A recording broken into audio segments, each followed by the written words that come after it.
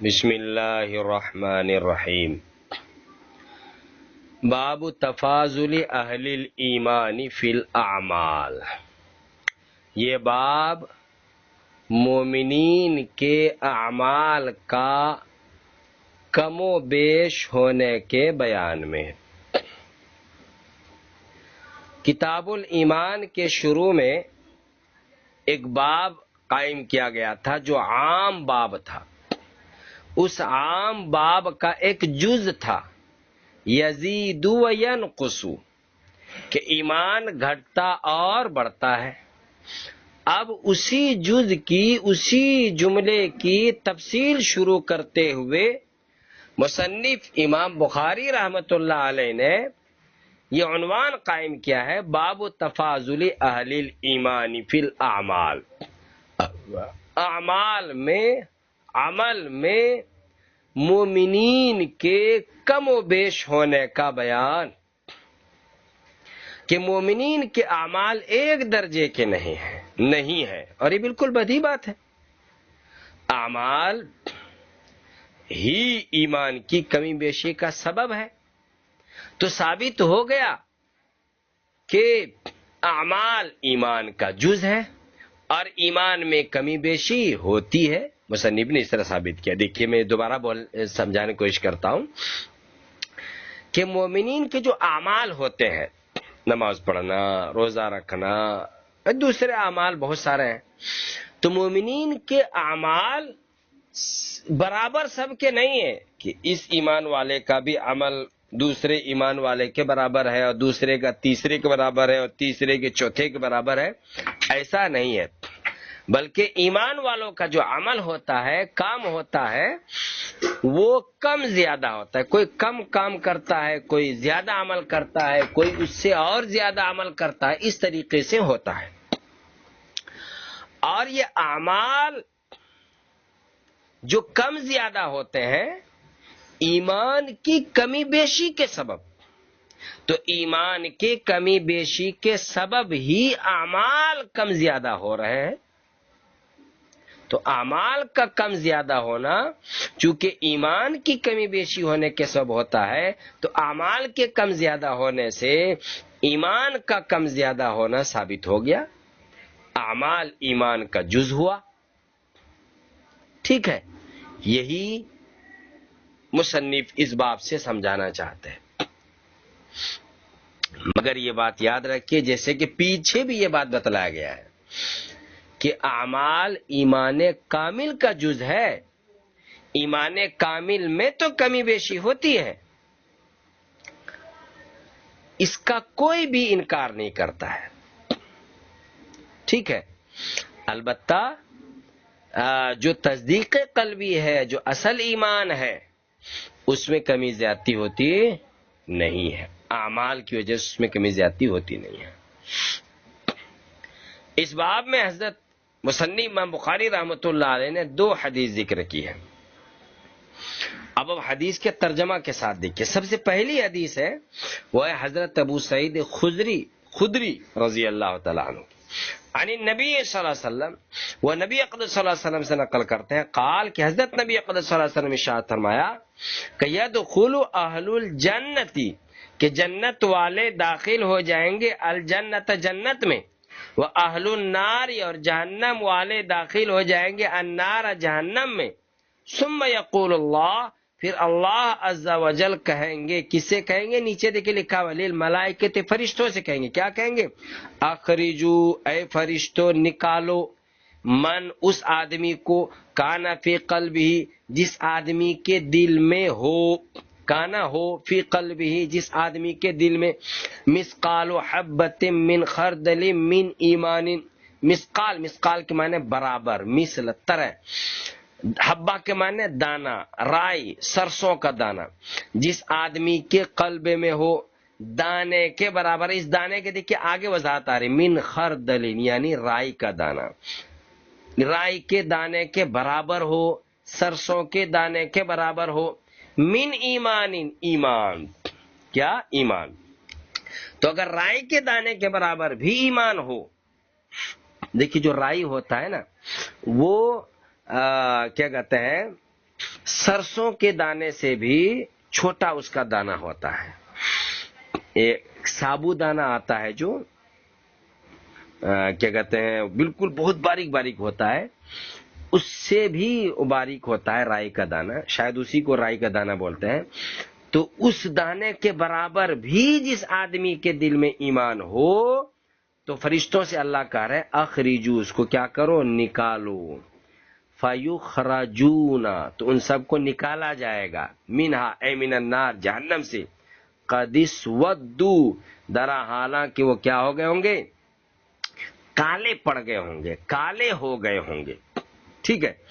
फयुल्कौना, फिर उसको डाला जाएगा, फी नहरिल हया अविल हयात, हया या हयात के नहर में। तर्जुमा इतना सुन लिया। अब देखिए, यानी नहर हयात में, जिंदगी की नहर में उसको डाल करके उसमें से निकालेंगे, और जैसे उसको निकालेंगे तो ये इस तरह बन करके तैयार हो जाएंगे, निकल हो जाएंगे, जैसे कि क्या कहते हैं, दाना और गल्ला उगता है, जैसे कि दाना और गल्ला उगता है। इस तरह जब बारिश होती है, तो बारिश जब होती है तो कूड़ा कबाड़ा नालियों में बह करके चला जाता है। फिर पानी क्या करता है, उस कूड़े कबाड़े को दोनों जानिब अटका देता है, थोड़ा कूड़ा कबाड़ा उस जानिब, थोड़ा कूड़ा कबाड़ा उस जानिब, और पानी कम हो जाता है। तो एक दो दिन में जो उस कूड़े कबाड़े में बीज होता है, किसी भी चीज का बीज हो, तो वो उग आते हैं, उग जाता है। उस वक्त उसके पत्ते पीले लिपटे हुए बड़े खूबसूरत मालूम होते हैं, और उस पर कोई उस कूड़े कबाड़े की गंदगी का कोई असर मालूम नहीं होता है। इसी तरीके से ये लोग जब नहरे हयात में डाले जाएंगे, जो कि जहन्नम में जल करके कोयला हो चुके होंगे, तो आबे हयात से निकल करके जब आएंगे तो उनका बदन निहायत खूबसूरत होगा, उनके जिस्म पर जहन्नम का कोई असर नहीं होगा। ये भी हदीस में आगे कहा गया है, वो हमने आपको तर्जमा में बतलाया नहीं। ठीक है। तो ये तरोताजगी, ये जो कहा गया ना, आगे जो आ रहा है, फयम्बुतूना, तो वो पैदा होंगे, उगेंगे, कमा तम्बुतुल हिब्बत फी जानिबिस सैल, जैसे कि दाना उगता है, फी जानिबिस सैल, नदी नालों की जानिब में। अलम तरा, क्या तुमने नहीं देखा, अन्नहा तखरुजू, कि वो निकलता है, सफरा, पीला, मुल्तवियतन, लिपट कर, यानी पीलेपन से लिपट कर पूरा पीला होता है। काला वहैबुन हद्दसना अमरुन अल हयात व काला खरदलुम मिन खैर। ठीक है। तो ये जो तशबीह दी जा रही है, तरो ताजगी और हुस्न जमाल में तशबीह है कि ये लोग क्या कहते हैं, इसी तरह तरोताजा, हसीन और जमील हो करके नहर हयात से निकलेंगे, कि जिस तरीके से उस गंदगी में, कूड़े में, पानी से भीग करके एक क्या कहते हैं दाना, क्या कहते हैं, उसका पौधा निकलता है और वो खूबसूरत होता है और पीला होता है, उसमें हुस्न जमाल भरा हुआ होता है। ये इस तरीके से। अब रही ये बात, ये लोग कितनी देर में उस नहर से निकलेंगे, कितनी देर लगेगी, तो हदीस में ऐसा कुछ बयान नहीं किया गया है। ठीक है। ये पहली हदीस है। अच्छा, इस पहली हदीस में सनद से मुताल्लिक, मतलब अल्फाज की से मुताल्लिक एक गुफ्तगू है, वो ये है कि हजरत इमाम बुखारी रहमतुल्लाह अलैह के उस्तादुल उस्ताद, यहां आप सनद को देखिए तो सनद में हद्दसना इस्माइल काला हद्दसनी मालिक। ठीक है। तो ये जो मालिक है, यहां जो मालिक लिखा हुआ आ रहा है, ये मालिक इमाम बुखारी के उस्ताद इस्माइल के उस्ताद है, यानी इमाम बुखारी के उस्ताद के उस्ताद है। ठीक है। अभी जो इमाम बुखारी के उस्ताद है, दो आदमी है, एक तो यहां लिखा हुआ है मालिक, और एक दूसरी रिवायत में दूसरे उस्ताद है, उसका नाम है वहैब। उसका नाम क्या है? वहैब। और दोनों की रिवायतों में तीन फर्क है। कितना फर्क है? तीन फर्क है। پہلا فرق یہ ہے کہ امام مالک جو امام بخاری کے استاد ہیں، اس نے جب اس روایت کو نقل کیا ہے تو اپنے استاد عامر بن یحییٰ سے، بصیغہ عن روایت کیا ہے، بصیغہ عن روایت کی ہے. دیکھیں یہاں پر لکھا ہوا ہے حدثنی مالک عن عمر، یہ عمر بن یحییٰ ہے. تو عمر بن یحییٰ سے مالک نے اس استاد کو عن کے صیغے کے ساتھ نقل کیا ہے، جبکہ وہیب کی جو روایت ہے، مالک کا جو ساتھی ہے امام بخاری کے استاد، سمجھ رہے، وہیب، وہ جب اس روایت کو نقل کرتے ہیں تو وہ حدثنی تحدیث کے لفظ سے نقل کرتے ہیں. حدثنی وہیب قال حدثنی عمر بن یحییٰ المازنی، سمجھ رہے ہیں، اس طرح وہ نقل کرتے. یہ ایک فرق ہوا. امید کی بات سمجھ میں آئے گی. یہ بات اسی وقت سمجھ میں آئے گی جبکہ آپ سند پر نگاہ رکھیں، بلکہ آپ انگلی رکھ لیجئے. دیکھ لیجئے یہاں پر حدثنا اسماعیل قال حدثنی مالک، یہ جو مالک ہے امام بخاری کے استاد ہے، استاد الاستاد ہے. تو امام مالک جب اس روایت کو نقل کرتے ہیں تو عن عمر بن یحییٰ المازنی، دیکھیں عن آ گیا نا. اور جب امام بخاری کے استاد کے دوسرے استاد وہ ہے بھی اس روایت کو نقل کرتے ہیں تو عن عمر بن یحییٰ المازنی کے بجائے وہاں پر وہ نقل کرتے ہیں حدثنی عمر بن یحییٰ المازنی.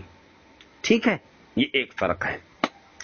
دوسرا فرق یہ ہے کہ امام مالک کی روایت میں الحیات یا الحیا کے درمیان شک ہے، جسے دیکھیے آگے آ رہا ہے فیلقون فی نحر الحیا اب الحیات شک کا مالکن، ہے نا، شک ہے. لیکن وہ ہے جب اس روایت کو نقل کرتے ہیں تو وہ بغیر شک کے الحیات کا لفظ نقل کرتے ہیں. فیلقون فی نحر الحیات، فیلقون فی نحر الحیات، وہ صاف حیات کا لفظ نقل کرتے ہیں. ٹھیک ہے، یہ دو فرق ہو گیا. تیسرا فرق یہ ہے کہ حضرت مالک رحمت اللہ علیہ جو امام بخاری کے استاد ہے کی روایت میں من ایمانین ہے. دیکھیے مثقال و حبت من خردل من ایمان. اور وہیب کی جب روایت آئی ہے تو وہیب نے من خیر نقل کیا ہے. دیکھو یہاں بیان کیا ہے قال وہیب حدثنا عمر، اور کیا ہے الحیات، وقال خردل من خیر. امام مالک کی روایت میں من ایمان ہے اور وہیب کی روایت میں خردل من خردلی من خیر ہے، خیر کا لفظ ہے. ٹھیک ہے. حضرت امام مالک رحمت اللہ علیہ کی روایت میں جہاں پر من ایمان ہے، امام بخاری رحمت اللہ علیہ نے اسی روایت کو اصل مان کر کے اسی روایت کو نقل کیا ہے، اور اسی کو اصل مان کر کے اس پر باب باندھا ہے، باب تفاضل اہل الایمان فی الاعمال، کہ ایمان میں کمی بیشی ہوتی ہے. کسی کا ایمان رائے کے دانے کے برابر، دیکھیے آ رہا ہے حدیث میں، اور کسی کا ایمان اس سے زیادہ، کسی کا ایمان پہاڑ جیسا. ایمان کم زیادہ ہو گیا، یہی تو ثابت کرنا ہے کہ یزید و ینقص. ایمان کیا ہوتا ہے؟ کم اور زیادہ ہوتا ہے. اور جو چیز کم ہوتی ہے زیادہ ہوتی ہے وہ جز والی ہوتی ہے. ایمان جز والا ہو گیا، اور جب ایمان جز والا ہو گیا تو کم زیادہ بھی اس میں ہوگا. ٹھیک ہے. ہماری طرف سے اس حدیث کا جواب شیخ الحدیث حضرت اللہ مولانا مفتی سعید احمد صاحب رحمت اللہ علیہ نے اپنی شرح تحفۃ القاری میں جب اس حدیث کی تشریح کی ہے تو انہوں نے جواب لکھا ہے کہ دیکھیے حضرت نبی اقدس صلی اللہ علیہ وسلم کے اصل الفاظ معلوم نہیں. یہاں تو مالک کی روایت میں من ایمان ہے اور وہیب کی روایت میں من خیر ہے. اگر اصل لفظ میں من خیر ہو تو استدلال کیا ہے؟ صحیح نہیں ہوگا، استدلال ختم ہو جائے گا. کیونکہ قرآن کریم کا تو ہر لفظ محفوظ ہوتا ہے، محفوظ ہے. ان کے ایک ایک لفظ سے استدلال صحیح ہے، مگر احادیث کی یہ حالت نہیں ہے. احادیث کے ساتھ یہ صورت پیش نہیں آتی ہے کہ اس کے ہر لفظ محفوظ ہے. صحابہ اور تابعین جب حدیث نقل کرتے ہیں تو روایت بالمعنی بھی کر دیتے ہیں. تو اگر راویوں میں الفاظ حدیث میں کوئی اختلاف نہیں ہے تو یہ ظن غالب ہے کہ یہی نبی کے الفاظ ہو سکتے ہیں. لیکن اگر کسی لفظ میں راویوں کا اختلاف ہو جائے تو اب کسی لفظ پر اصرار کر کے اسی کو پکا مان لینا مناسب نہیں ہے. ٹھیک ہے؟ تو من ایمان کا پکا ہونا مناسب نہیں کہ من ایمان ہی ہے اور من خیر نہیں ہے، کیونکہ ایک روایت میں تو من خیر بھی ہے. اور من خیر کا مطلب یہ ہوگا کوئی بھی نیک کام. من خیر کا کیا مطلب ہوگا؟ کوئی بھی نیک کام. تو اب مطلب یہ ہوگا کہ مومنین میں نیک کاموں میں کمی بیشی ہوتی ہے. نیک کاموں میں کمی بیشی ہونا بڑی چیز ہے. اور جب ایمان کی تخصیص نہیں رہے گی تو پھر استدلال بھی کیا ہو جائے گا؟ ختم ہو جائے گا. اس کے علاوہ مفتی سعید صاحب رحمۃ اللہ علیہ نے تحفۃ القاری میں لکھا ہے کہ رائے کے دانے کے برابر جو کہا ہے نا، تو رائے کے دانے کے برابر سے کیا مراد ہے؟ ایمان مراد نہیں ہو سکتا. اس لیے مراد نہیں ہو سکتا کہ ایمان میں تجزی نہیں ہوتی ہے. تجزی یعنی ایمان میں جز جز نہیں ہوتا ہے. حالانکہ تمام مومن بھی پر ایمان لانا کیا ضروری ہے. اس لیے من ایمان سے من عمل مراد لینا ہوگا. اور قرینہ کیا ہے؟ من خیر ہے. خیر کیا ہے؟ عمل ہے. اس لیے من ایمان سے عمل مراد لیں گے، اور ورنہ تو ایمان جز والا ہو جائے گا.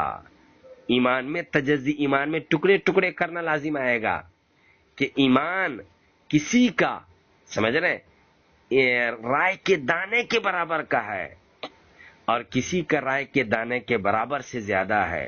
تو یہی ایمان کیا ہو جائے گا؟ ایمان میں ٹکڑے ٹکڑے کرنا لازم آئے گا. حالانکہ ایمان قابل تجزی نہیں ہے، ایمان کے ٹکڑے نہیں ہوتا ہے، وہ تو ایک ہے، ایک ہے. ٹھیک ہے؟ ایمان ٹھیک ہے. اس لیے یہاں پر من ایمان کی جگہ من خیر رکھنا بہتر ہے اور اس سے عمل مراد لینا بہتر ہے. تو مطلب یہ ہوگا کہ عمل میں کمی زیادتی ہوتی ہے، ایمان میں کمی زیادتی نہیں ہوتی ہے. اچھا دیکھیے، جو ایمان ہے نا، ایمان یہ ایک مخفی چیز ہے، ایک پوشیدہ چیز ہے. اس کو کسی پیکر محسوس یعنی سامنے لا کر کے کسی موجود چیز سے کیا کہتے ہیں؟ پہچانا جا سکتا ہے. پہچاننا کیا ہے؟ ممکن ہے. ترمذی شریف میں حدیث ہے کہ جب تم کسی کو دیکھو کہ پانچوں نمازیں پابندی سے مسجد میں پڑھتا ہے تو اس کے ایمان کی گواہی دو. اس سے معلوم ہوتا ہے کہ ایمان ایک مخفی چیز ہے. ٹھیک ہے؟ اس کو ایک محسوس چیز سے پہچانا جا سکتا ہے. تو سفارش کرنے والے لوگ اور فرشتے اعمال ہی سے جہنم میں پہنچے ہوئے مومنین کو کیا کریں گے؟ پہنچائیں گے. ایک متفق علیہ روایت میں ہے کہ جب تمام سفارش کرنے والے سفارش کر لیں گے اور ان کی سفارش سے لوگ جہنم سے نکال کر جنت میں پہنچائے جائیں گے تو اللہ تعالیٰ فرمائیں گے کہ اب رب العزت کی باری ہے. چنانچہ اللہ تعالیٰ مٹھی بھر کر ایسے لوگوں کو دوزخ سے نکالیں گے اور جہنم میں ڈالیں گے کہ جنہوں نے کبھی کوئی نیک عمل نہیں کیا ہوگا. وہ لوگ جنت میں اتقاء الرحمن کے نام سے معروف ہوں گے. اس حدیث سے معلوم ہوتا ہے کہ ایمان ایک مخفی چیز ہے. ایمان ایک مخفی چیز ہے، اللہ کے علاوہ اس کو کوئی نہیں جان سکتا. اور سفارش کرنے والے لوگ اور فرشتے تو خیر یعنی اعمال ہی کے ذریعے سے پہچان کر کے ان کی سفارش کریں گے. اس لیے بھی من ایمان سے من خیر کے معنی مراد لینا زیادہ مناسب ہوگا. اور اس حدیث سے اعمال ایمان کا جز ہے یہ ثابت کرنے سے اس حدیث کا کوئی تعلق نہیں ہوگا. ٹھیک ہے، آگے چلیے. دوسری حدیث ہے، دوسری حدیث کا ترجمہ دیکھیے، ترجمے کے ساتھ بتلاتے ہیں۔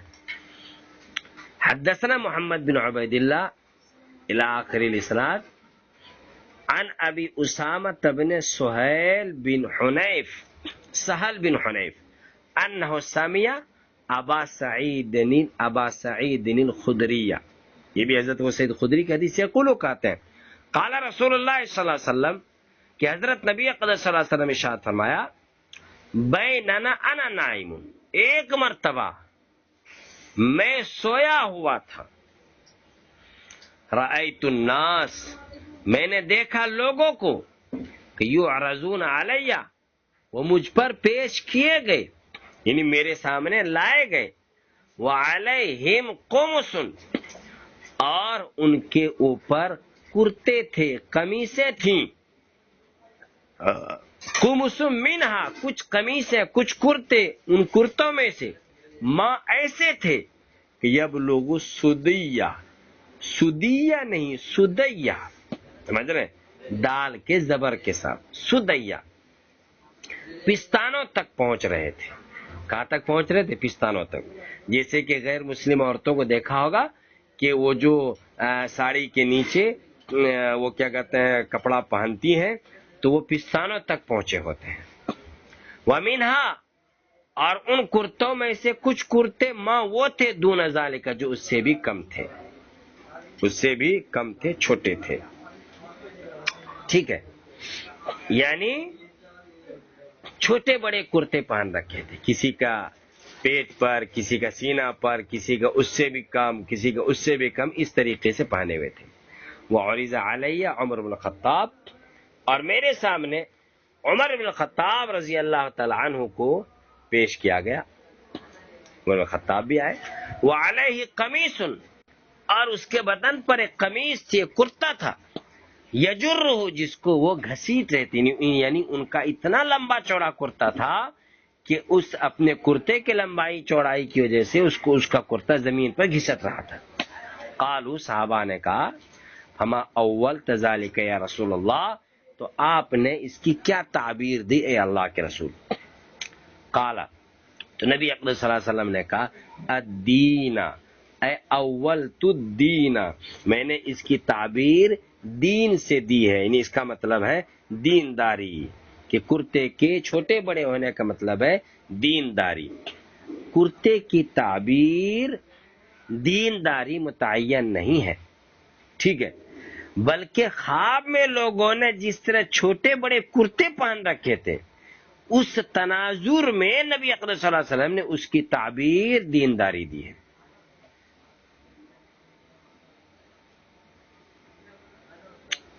ٹھیک، یہ ہے حدیث۔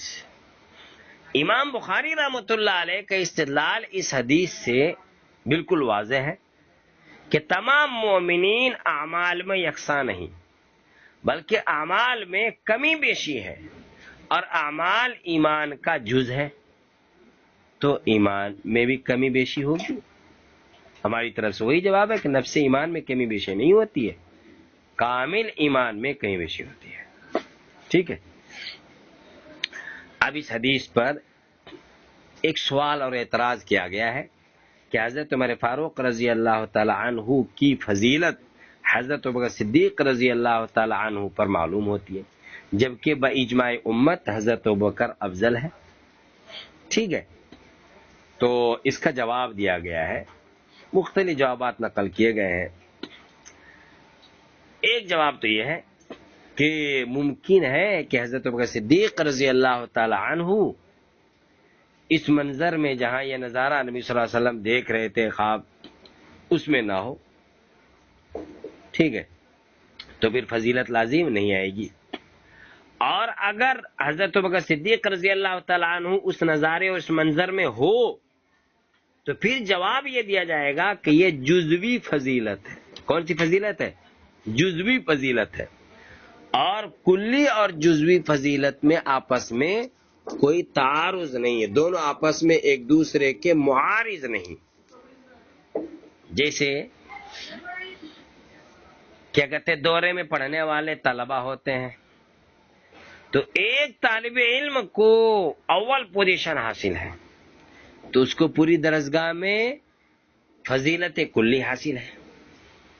مگر ایک کتاب ہے مثلا بخاری میں یا ترمذی میں کم نمبر ہے 5 نمبر ہے, وہیں پر ایک دوسرا طالب علم ہے جس کو اسی کتاب میں مثلا بخاری میں کیا کہتے ہیں اول پوزیشن لانے والے سے زیادہ نمبر ہے. ٹھیک ہے, تو مجموعی نمبر کے اعتبار سے اس اول لانے والے طالب علم کو تمام طلباء پر فضیلت کلی حاصل ہے, اور صرف ایک کتاب کے نمبر کی وجہ سے اس طالب علم کو جزوی فضیلت حاصل ہے. ٹھیک ہے, تو کیا کہیں گے کہ اول پوزیشن لانے والا اس ایک کتاب میں زیادہ نمبر لانے والے سے گھٹ گیا؟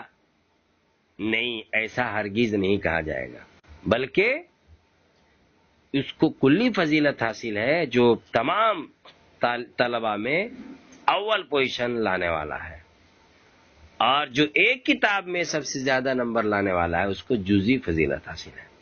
ایسے ہی حضرت ابوبکر صدیق رضی اللہ تعالیٰ عنہ کو کلی فضیلت حاصل ہے, اور ایک چیز میں ایک جگہ پر حضرت عمر فاروق رضی اللہ تعالیٰ عنہ کو جزوی فضیلت حاصل ہے.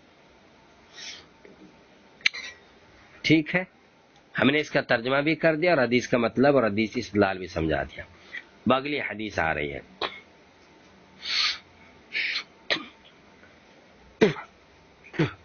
باب الحیاء من الایمان, یہ باب اس بات کے بیان میں کہ شرم اور حیا ایمانی عمل ہے, ایمان میں سے ہے, ایمانی کام ہے.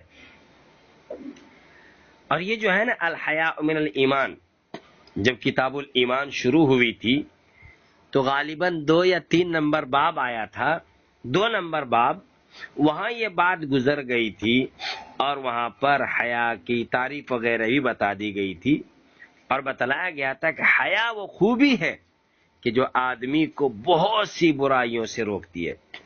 اس وجہ سے حیا کا ایمان کے ساتھ, حیا کا ایمان سے خاص تعلق اور خاص رشتہ ہے. حیا ہر حال میں مطلوب ہے, مگر شرعی امور میں حیا محبوب اور محمود اور مطلوب نہیں ہے. شرعی امور تو ہر حال میں کرنا چاہیے, چاہے کوئی نماز جو شرعی امر ہے اس کے کرنے میں آپ کو برا بھلا کہیں یا برا بھلا نہ کہیں. مثلا کیا کہتے ہیں, کوئی لڑکا ہے, کوئی مرد ہے, وہ اپنی نانی کے یہاں یا اور کہیں کیا کہتے ہیں مہمانی کے لیے, مثلا لڑکا ہے وہ مہمانی کے لیے گیا اپنے ماموں کے یہاں, اور جس ماموں کے یہاں گیا ہے اس ماموں کی لڑکی سے اس کی شادی ہونی طے ہو گئی ہے. اب ماموں کے گھر گیا, اب رات میں اس کو غسل کی حاجت پیش آ گئی. اب حیا کرتا ہے, شرماتا ہے, نہاتا نہیں ہے, فجر کی نماز قضا کر دیتا ہے, تو اب یہ حیا محمود نہیں ہے. یہاں لاج اور شرم نہیں کرنا چاہیے, بے شرم بن کر کے نہا لے اور نہا کر کے فجر کی نماز پڑھے. سمجھ رہے یہ. البتہ جو کیا کہتے ہیں دنیاوی امور ہے, دنیاوی کام ہے, اس میں حیا محمود ہے. کچھ لوگ اپنا حق مانگنے میں حیا کرتے شرماتے ہیں, کیسے اپنا حق مانگوں, یہ حیا محمود ہے. نبی پاک صلی اللہ علیہ وسلم کے بارے میں آتا ہے کہ آپ صلی اللہ علیہ وسلم کنواری لڑکی سے بھی زیادہ حیادار تھے.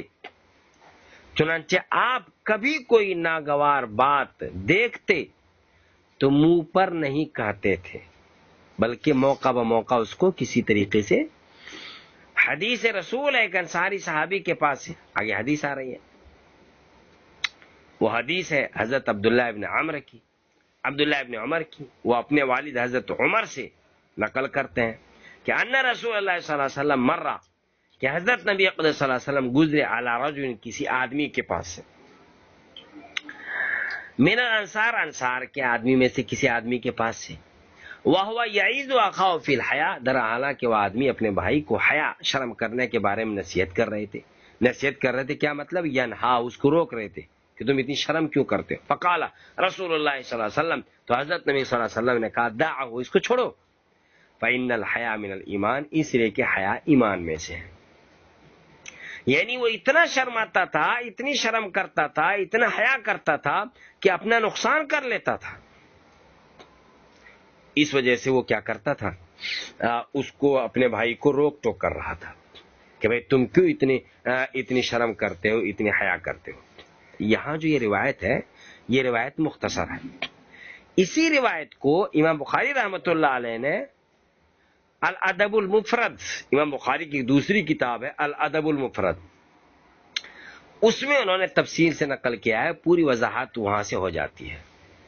وہاں یہ ہے کہ مر النبی صلی اللہ علیہ وسلم علی رجل وهو يعاتب في الحياء يقول انك لتستحي حتى كانه يقول قد اضر بك، فقال رسول اللہ صلی اللہ علیہ وسلم دعه فان الحياء من الايمان، کہ ایک آدمی کے پاس سے نبی صلی اللہ علیہ وسلم گزرے جو اپنے بھائی کو حیا کے بارے میں عتاب کر رہا تھا، یعنی ناراض ہو رہا تھا، غصہ ہو رہا تھا، اور کہہ رہا تھا کہ تم بہت شرماتے ہو، یہاں تک کہ وہ یہ بھی کہنے لگا کہ تم نے شرم کی وجہ سے اپنا نقصان کر لیا، اپنے آپ کو تباہ کر لیا۔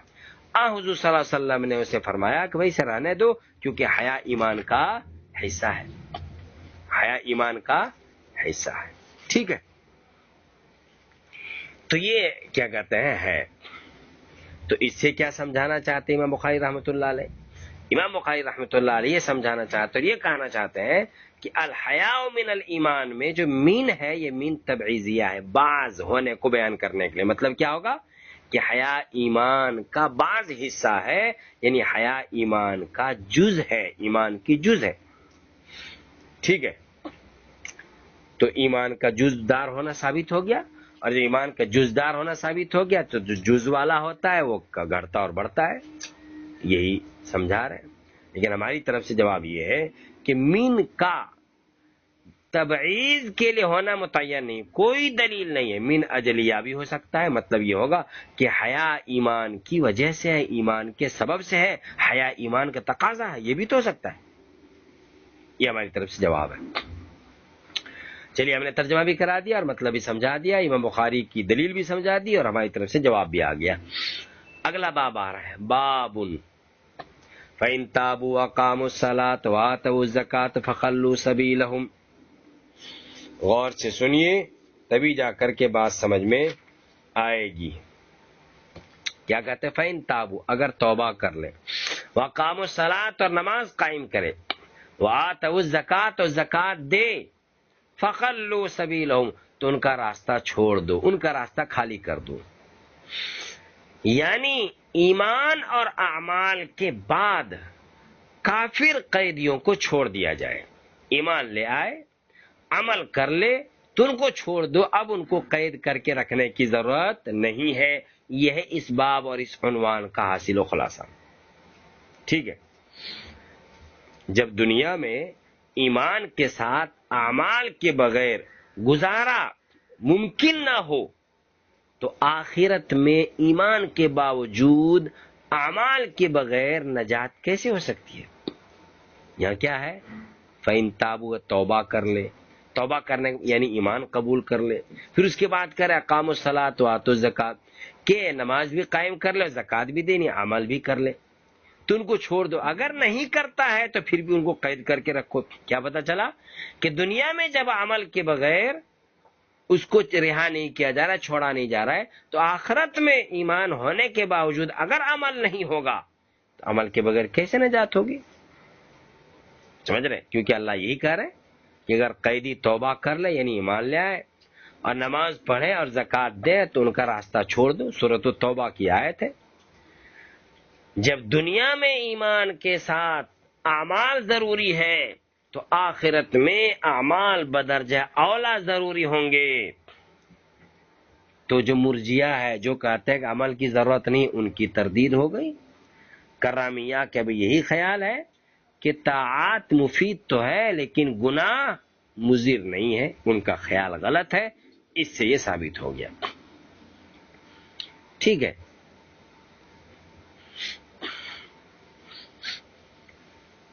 اب حدیث دیکھیے، آگے حدیث ہے، حدیث ہے حضرت عبداللہ ابن عمر کی، ان رسول اللہ صلی اللہ علیہ وسلم قال، کہ حضرت نبی اقدس صلی اللہ علیہ وسلم نے ارشاد فرمایا، امرت ان اقاتل الناس، مجھے حکم دیا گیا، ان اقاتل الناس، کہ میں لوگوں سے قتال کروں، حتی یشہدوا، یہاں تک کہ لوگ گواہی دینے لگے، اللہ الہ الا اللہ، کہ اللہ کے سوا کوئی معبود نہیں ہے، وان محمدن رسول اللہ، اور محمد صلی اللہ علیہ وسلم اللہ کے رسول ہے، ویقیم الصلاۃ، اور وہ نماز قائم کرے، ویؤتوا الزکوٰۃ، اور زکوٰۃ دے، فاذا فعلوا ذلک، پس جب لوگ یہ کر لے، عصموا منی، تو انہوں نے حفاظت کر لیا، منی، مجھ سے، دماءہم، اپنے خون کو محفوظ کر لیا،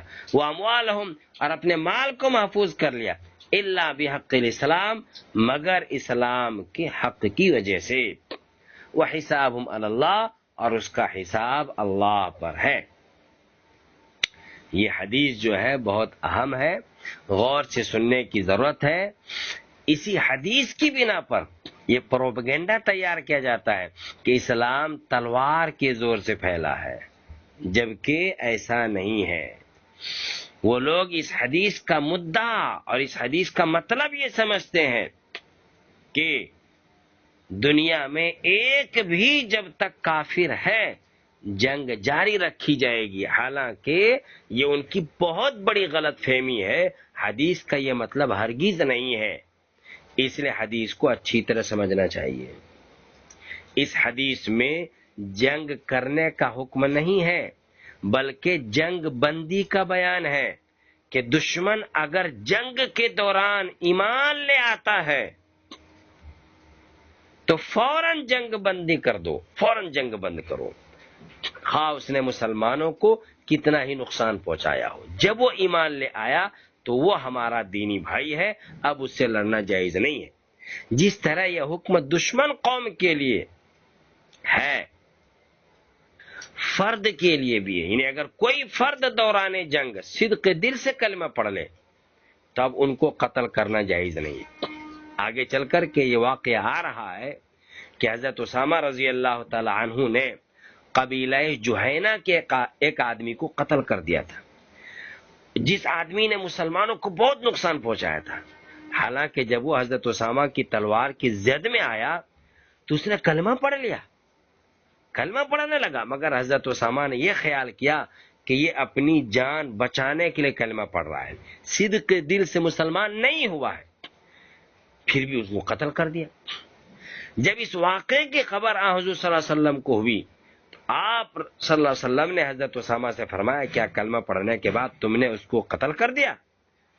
آپ نے بار بار یہی جملہ ارشاد فرمایا اور یہ کہنے کہ ہلا شققت قلبو، ہلا شققت قلبو، تم نے اس کا دل پھاڑ کر کے کیوں نہیں دیکھ لیا کہ وہ سچے دل سے ایمان قبول کیا ہے کہ نہیں کیا ہے؟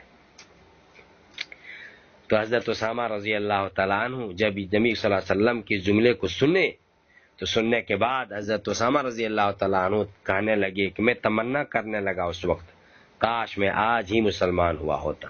بخاری میں حدیث آ رہی ہے، اس حدیث کا نمبر ہے 4269، مفتی سعید صاحب رحمۃ اللہ علیہ نے توحفۃ القاری میں لکھا ہے، اور بخاری ہی میں یہ واقعہ آ رہا ہے 4339 نمبر حدیث میں کہ ایک جنگ میں حضرت خالد بن ولید رضی اللہ تعالیٰ عنہ نے کفار کو اسلام کی دعوت دی، انہوں نے اسلمنا کے بجائے سبانا کہا۔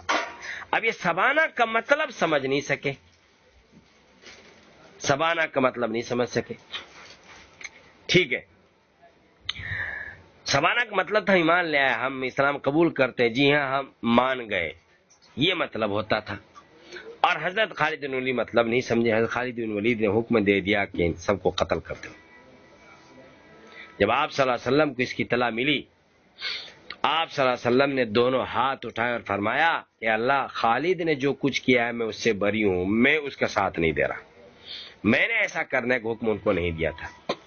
ان واقعات سے یہ بات اچھی طرح سمجھی جا سکتی ہے اور سمجھی جاتی ہے، جو غلط سمجھ رہے ہیں ان کو صحیح سمجھنا چاہیے کہ یہ مطلب یہ ہے کہ اگر دشمن جنگ کے دوران ایمان لے آئے فوراً جنگ بند کرنا ضروری ہے، اب اس کو قتل کرنا جائز نہیں۔ مذکورہ حدیث کا بھی یہی مطلب ہے کہ قتال کر رہے ہو یہاں تک کہ جب وہ کلمہ پڑھ لے، گواہی دے دے اشہد لا الہ الا اللہ اشہد ان محمد رسول اللہ، اور نماز وغیرہ پڑھنے لگے، تو اب اس کو کیا کرو؟ جنگ بند کر دو، فوراً جنگ بند کرو. یہی صحیح مطلب ہے. لیکن اگر کوئی کج فہم ہو، آدھی ادھوری حدیث پڑھے، تو غلط فہمی تو ہوگی. جیسے کہ قرآن میں ہے لا تقربوا الصلاۃ، اور لا تقربوا الصلاۃ ہی پر رک جائے، آگے نہ پڑھے، وانتم سکارا نہ پڑھے، تو مطلب کیا ہوگا بھائی؟ نماز پڑھنا نہیں، نماز پڑھنا تو دور کی بات، نماز کے قریب نہ جانا. اسی طرح اس حدیث کو بھی آدھی پڑھ کر کے کوئی رک جائے تو غلط فہمی ہوگی کہ نبی صلی اللہ علیہ وسلم کو جنگ کے ذریعے دین پھیلانے کا حکم دیا گیا تھا. لیکن اگر حدیث پوری پیش نظر رکھ کر کے سمجھا جائے اور پڑھا جائے تو پھر یہ غلط فہمی ہرگز نہیں ہوگی، بلکہ صحیح مطلب سمجھ میں آ جائے گا کہ حدیث میں جنگ کرنے کا نہیں بلکہ جنگ بندی کا حکم دیا گیا ہے. ٹھیک ہے، یہ مطلب ہے کہ امرت ان اقاتل الناس حتی یشہدوا ان لا الہ الا اللہ وان محمد رسول اللہ. اس کے بعد کیا؟ ویقیموا الصلاۃ، نماز قائم کرو، زکوٰۃ دے. یہ بطور مثال ہے. بدنی عبادت میں سے اہم عبادت نماز کو لے لیا، اور مالی عبادت میں سے بھی اہم عبادت زکوٰۃ کو ذکر کیا. مراد ہے پورا دین اسلام قبول کرنا، محض کلمہ پڑھ لینا مراد نہیں ہے. ٹھیک ہے. پھر آگے کہا ہے کہ ان کا خون، ان کی جان، ان کا مال بالکل محفوظ ہو گیا، الا بحق الاسلام، مگر حق اسلام کی وجہ سے. یعنی اسلام قبول کر لینے کے بعد اگر لوگ کوئی ایسا جرم کریں کہ جس کی سزا اللہ کے یہاں، اللہ کے قانون میں جان و مال لینا ہو، تو اب حکم خداوندی کے مطابق اس کو سزا دی جائے گی. ایمان لانے سے، مسلمان کہلانے سے وہ قانون کی گرفت اور پکڑ سے بچ نہیں سکیں گے. یہ مطلب ہے الا بحق الاسلام کا. کسی کا مال لے لیا، مال لینے کے بعد ہڑپ کر لیا، واپس ہی نہیں دے رہا ہے. جس آدمی کا مال لیا ہے اس کے پاس گواہ موجود ہے، لکھا ہوا دستخط موجود ہے، اور یہ دینا نہیں چاہتا ہے، تو اب شرعی حکم یہ ہے کہ قاضی صاحب اس کے مال کو اس آدمی کو دلائے گا جس سے لیا ہے. انہوں نے حالت احسان میں شادی شدہ ہونے کے باوجود زنا کر لیا، تو شرعی حکم یہ ہے کہ اب اس کو قتل کیا جائے گا. ٹھیک ہے، رجم کر دیا جائے گا، پتھر مارے جائیں گے. اس کے بعد اگلا جملہ ہے وَحِسَابُهُمْ عَلَى اللَّهِ، اور اس کا حساب اللہ پر ہے. اس کا مطلب یہ ہے کہ جو شخص کلمہ اسلام پڑھ کر کے مسلمان ہو گیا، اپنا مومن ہونا ظاہر کر دیا، ہم اس کے مومن ہونے کو مان کر جنگ بند کر دیں گے اور اس کے ساتھ مسلمانوں جیسا برتاؤ اور معاملہ کریں گے. لیکن اگر حقیقت میں ان کی نیت میں کھوٹ ہے تو اس کا حساب آخرت پر چھوڑ دیجئے، اس کا حساب آخرت میں اللہ تعالیٰ لیں گے. اللہ عالم الغیب ہے، دلوں کے رازوں سے اللہ واقف ہے، وہ اس کا پورا پورا حساب چکائیں گے کہ ان کا ایمان کھوٹ والا تھا یا ان کا ایمان پکا تھا. اب یہ سمجھیے کہ جنگ بندی کرنا ایمان لانے کے بعد کیوں ضروری ہے؟ اس لیے ضروری ہے کہ جہاد کا جو مقصد ہے صرف اور صرف مقصد یہ ہے کہ اللہ کے بندوں کو اللہ کی بندگی کے راستے پر لے آیا جائے اور ان کو ابدی عذاب سے بچا لیا جائے. تو جو شخص اللہ کے دین کو قبول کر لے، اللہ کی بندگی کا اقرار کر لے اور آئین اور شریعت جو اسلام کے ہے اس پر چلنا منظور کر لے، تو اس کے ساتھ اب جہاد کرنے کا کوئی مطلب نہیں. اب تو جنگ موقوف کر دینا ضروری ہے، بند کرنا ضروری ہے. اسی طرح جہاد کی نوبت اس وقت آتی ہے جب دعوت اسلام اور اللہ کی بندگی کی راہ میں روڑے اٹکائے جائیں، لوگ اللہ کے داعیوں کو دعوت دینے کا موقع نہ دیں یا مسلمانوں کو ستائیں اور دین پر عمل نہ کرنے دیں تو فتنہ کو ختم کرنے کے لیے تلوار اٹھانی پڑتی ہے، کیونکہ فتنہ پردازی جہاد کرنے سے بدتر ہے۔ قرآن کہتا ہے، سورۃ البقرہ کی آیت ہے، وَالْفِتْنَةُ أَكْبَرُ مِنَ الْقَتْلِ، ٹھیک ہے، فتنہ بڑا ہے اور قتال کرنا اس سے چھوٹا جرم ہے، تو چھوٹا جرم بڑے جرم کو ختم کرنے کے لیے کیا جا سکتا ہے، سمجھ رہے ہیں؟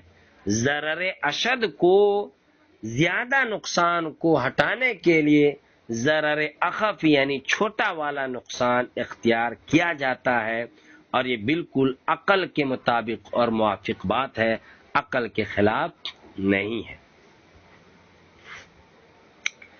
چلیے، ہم نے ترجمہ بھی کرا دیا، مطلب بھی سمجھا دیا، مصنف کی استدلال بھی سمجھا دیا، اور جو ترجمہ کے ساتھ کچھ جزوی باتیں تھیں وہ بھی آ گئے۔ اب اگلا باب آتا ہے، باب من قال ان الایمان هو العمل لقول اللہ تعالی وتلك الجنة التي اورثتموها بما كنتم تعملون، وقال عدة من اهل العلم في قوله تعالی فوربك لنسألنهم اجمعين عما كانوا يعملون عن قول لا الہ الا اللہ، وقال تعالی لمثل هذا فلیعمل العاملون۔ یہ عنوان ہے، اتنا لمبا چوڑا عنوان ہے۔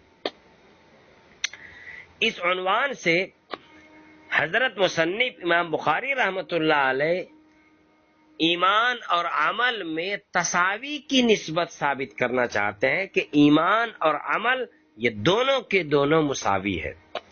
حضرت امام بخاری رحمۃ اللہ علیہ کی عادت یہ ہے کہ یہ کبھی کبھی دوسرے کی گردن پہ، کندھے پر بندوق رکھ کر کے چلاتے ہیں، یعنی دوسرے کی بات نقل کرتے ہیں جو صحیح نہیں ہوتی ہے، البتہ امام بخاری کے لیے وہ بات مفید ہوتی ہے۔ چنانچہ پوری کتاب میں جہاں بھی من قال آئے گا تو وہاں یہ سمجھ لینا چاہیے کہ یہ حضرت کی اپنی بات نہیں ہے، یہ امام مصنف کی، امام بخاری کی اپنی بات نہیں ہے، اور نہ حضرت مصنف امام بخاری اس سے متفق ہے، مگر وہ بات مصنف امام بخاری رحمۃ اللہ علیہ کے لیے مفید ہے، مطلب کی بات ہے، اس وجہ سے ان کی وہ بات یہاں نقل کر رہے ہیں۔ یہاں پر بھی ہے باب من قالا، سمجھ رہے ہیں؟ ان الایمان هو العمل۔ اسی طریقے سے جہاں بھی باب کے شروع میں حل استفہامیہ آ جائے وہاں یہ مطلب ہوتا ہے کہ یہ مسئلہ اختلافی ہے، اور امام صاحب امام بخاری رحمۃ اللہ علیہ یا تو کوئی فیصلہ نہیں کر سکے یا فیصلہ نہیں کرنا چاہتے ہیں، قارئین کے حوالہ کر دینا چاہتے ہیں کہ فیصلہ قارئین اور پڑھنے والے اور سمجھنے سمجھانے والے خود کر لیں، ٹھیک ہے؟ اب سمجھیے، بعض لوگ ایمان اور اعمال کے درمیان تساوی کی نسبت کے قائل ہیں۔ امام بخاری نے اب تک اعمال کو ایمان کا جز ثابت کیا اور یہ کہا کہ اعمال ایمان کا جز ہے، اور جز اور کل کے درمیان عموم خصوص مطلق کی نسبت ہوتی ہے۔ اب آپ بخاری کی جماعت میں ہیں، دورہ میں ہے، تو اب یہ جز کل کیا سمجھا جائے، آپ کو یہ سمجھانے کی ضرورت نہیں ہے، عموم خصوص مطلق یہ سمجھانے کی ضرورت نہیں، تساوی سمجھانے کی ضرورت نہیں ہے، مگر یہ ایک فریق ہے، وہ یہ کہتا ہے، کچھ لوگ ہیں جو یہ کہتے ہیں کہ عمل اور ایمان ایک ہی چیز ہے۔ انہی لوگوں کا قول مصنف نے نقل کیا ہے، باب من قال ان الایمان هو العمل۔ یہ باب اس آدمی کے قول کے بیان میں جو یہ کہتا ہے کہ ایمان ہی وہ عمل ہے، ایمان ہی کیا ہے، وہ عمل ہے، ایمان عمل سے الگ کوئی چیز نہیں ہے، ایمان اور عمل دونوں کیا ہے، ایک ہی چیز ہے۔ اور ان کو سمجھانے کے لیے امام بخاری رحمۃ اللہ علیہ نے ایمان اور عمل کے ایک ہونے کو ثابت کرنے کے لیے امام بخاری رحمۃ اللہ علیہ نے ترجمۃ الباب میں 3 آیتیں لکھی ہیں، 3 آیتیں ذکر کی ہیں، اور اس باب میں ایک حدیث نقل کی ہے، 3 آیت اور ایک حدیث، تینوں آیتیں ترجمۃ الباب میں ہیں اور باب کے اندر حدیث آ رہی ہے۔ پہلی آیت ہے سورۃ الزخرف کی آیت نمبر 72 ہے، 72 ہے۔ آیت کیا ہے؟ وَتِلْكَ الْجَنَّةُ الَّتِي أُورِثْتُمُوهَا بِمَا كُنْتُمْ تَعْمَلُونَ، یہ آیت ہے۔ جنتیوں سے کہا جائے گا وَتِلْكَ الْجَنَّةُ الَّتِي، یہ جنت تمہارے ان کاموں کے بدلے میں، تِلْكَ الْجَنَّةُ الَّتِي، یہ جنت، الَّتِي جس کو اورثتموہا تمہیں وارث بنا دیا گیا، جس جنت میں تمہیں پہنچایا گیا ہے، بما ان کاموں کے بدلے میں ہے، کنتم تعملون جو تم کام کرتے تھے، ٹھیک ہے۔ اور جنت حقیقتاً ایمان کی جزا ہے، ایمان کی جزا اور ایمان کا بدلہ جنت ہے، عمل کا بدلہ نہیں ہے۔ جیسے کہ جہنم کفر اور شرک کی سزا ہے، ایمان دائمی ہے اس لیے جنت بھی دائمی ہے، کفر دائمی ہے اس لیے جہنم بھی کیا ہے؟ دائمی ہے۔ کچھ گفتگو اس سلسلے میں ماقبل میں آ چکی تھی، ٹھیک ہے۔ تو اب تعملون کے معنی ہوگا بما کنتم تؤمنون، یعنی تمہیں جو جنت دی گئی ہے وہ تعملون کی وجہ سے نہیں بلکہ تؤمنون کی وجہ سے۔ تو ایمان کو عمل سے تعبیر کیا، اس سے پتہ چلا کہ ایمان اور عمل دونوں ایک ہے۔ دوسری دلیل ہے سورۃ الحجر کی آیت ہے، آیت نمبر 92 ہے، فَوَرَبِّكَ لَنَسْأَلَنَّهُمْ أَجْمَعِينَ عَمَّا كَانُوا يَعْمَلُونَ عَنْ قَوْلِ لَا إِلَٰهَ إِلَّا اللَّهِ، ٹھیک ہے۔ یہ تو تیرے رب کی قسم، تیرا رب ضرور بھی ضرور کہتے ہیں کہ ہم پوچھیں گے ان سے، تمام کے تمام لوگوں سے، اما اس کے بارے میں کانوا یعملون جو وہ کرتے تھے، یعنی لا الہ الا اللہ کے بارے میں پوچھیں گے، ان قول لا الہ الا اللہ، یعنی لا الہ الا اللہ کے بارے میں پوچھیں گے کہ وہ لا الہ الا اللہ کا قائل تھا یا نہیں تھا، اور یہ لا الہ الا اللہ کا قائل ہونا یہ ایمان ہے۔ اس ایمان کو اما کانوا یعملون، یعملون سے تعبیر کیا، عمل سے تعبیر کیا گیا ہے، تو معلوم ہوا کہ ایمان اور عمل میں تساوی کی نسبت ہے۔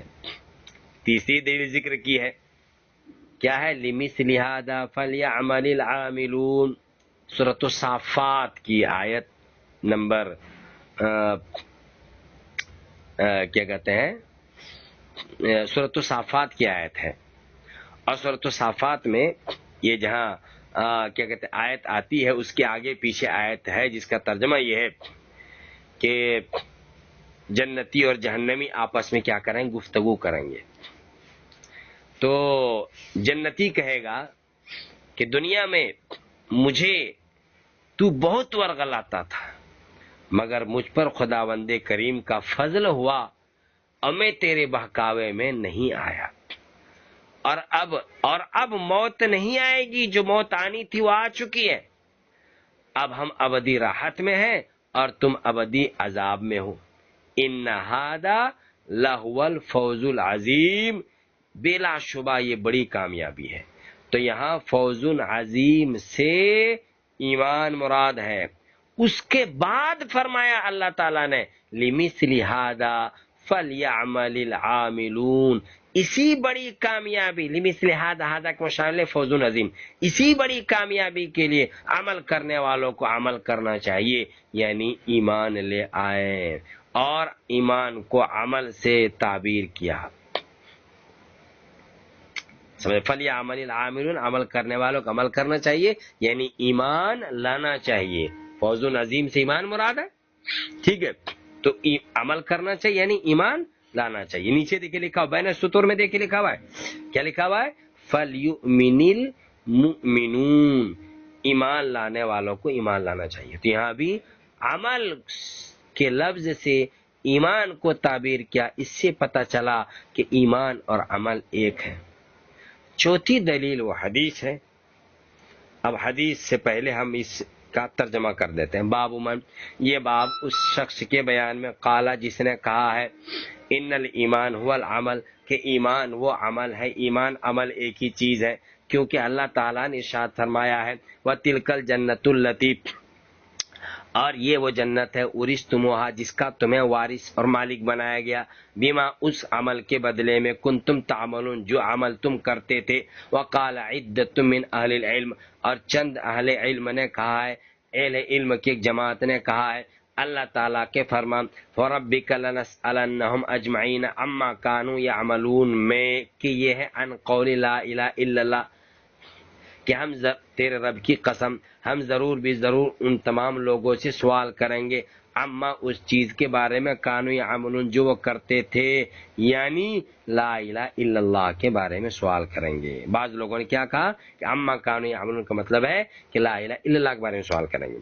وقال تعالی، اور اللہ تعالیٰ نے ارشاد فرمایا لمثل ھذا فلیعمل العاملون، کہ اسی جیسے کاموں کے لیے کام کرنے والے کو کام کرنا چاہیے، اس جیسے کے لیے ایمان لانے والوں کو ایمان لانا چاہیے۔ ٹھیک ہے، اب چوتھی دلیل حدیث ہے جس سے ثابت ہوتا ہے کہ ایمان اور عمل دونوں میں تساوی کی نسبت ہے، دونوں برابر ایک ہی چیز ہے۔ وہ حدیث ہے حضرت ابو ہریرہ کی ان رسول اللہ صلی اللہ علیہ وسلم، کہ حضرت نبی اقدس صلی اللہ علیہ وسلم سے سوال کیا گیا ای العمل افضل، کہ کون سا عمل افضل ہے، فقالا، تو حضرت نبی اقدس صلی اللہ علیہ وسلم نے ارشاد فرمایا ایمان باللہ، اللہ پر ایمان لانا، ورسولہ، اور اللہ کے رسول پر ایمان لانا۔ تو یہاں پر سوال کیا گیا ای العمل افضل، کون سا عمل افضل ہے، سب سے بہترین عمل کون سا ہے، تو سوال کیا گیا عمل کے بارے میں۔ اور جب نبی اقدس صلی اللہ علیہ وسلم نے اس کا جواب دیا تو جواب میں حضرت نبی اقدس صلی اللہ علیہ وسلم نے ارشاد فرمایا کہ بہترین عمل ایمان لانا ہے، تو سوال عمل کے بارے میں اور جواب ایمان کے ساتھ، تو اس کا مطلب یہ ہے کہ عمل اور ایمان دونوں مساوی ہے، اسی لیے تو سوال عمل کا تھا اور جواب ایمان سے دیا گیا۔ ٹھیک ہے، قیل کہا گیا ماذا ثم ماذا، پھر کیا، قال الجہاد فی سبیل اللہ، تو نبی اقدس صلی اللہ علیہ وسلم نے کہا اللہ کے راستے میں جہاد کرنا۔ قیل کہا گیا، سوال کیا گیا ثم ماذا، پھر کیا، قال، تو نبی اقدس صلی اللہ علیہ وسلم نے کہا حج مبرور، حج مبرور، مقبول حج، حج مبرور مقبول حج۔ مقبول حج کسے کہا جاتا ہے، حج مبرور مقبول حج۔ مقبول حج اور حج مبرور کی پہچان یہ ہے کہ جب حاجی حج کر کے آتا ہے تو وہ دنیا سے بے تعلق ہو جاتا ہے، دنیا سے کیا ہو جاتا ہے، بے تعلق ہو جاتا ہے۔ اگر وہ پہلے نیک تھا تو حج کے بعد اس کی نیکی میں اضافہ ہو جاتا ہے۔ اگر وہ کیا کہتے ہیں گالی گلوچ کرتا تھا، داڑھی منڈاتا تھا، برائیوں میں مبتلا تھا، تو حج کرنے کے بعد جب وہ آتا ہے تو ان تمام برائیوں سے پرہیز کر لیتا ہے، ان تمام برائیوں سے بچ جاتا ہے، تو جس میں یہ علامت پائی جائے تو سمجھ جانا چاہیے کہ اسے حج مقبول نصیب ہوا۔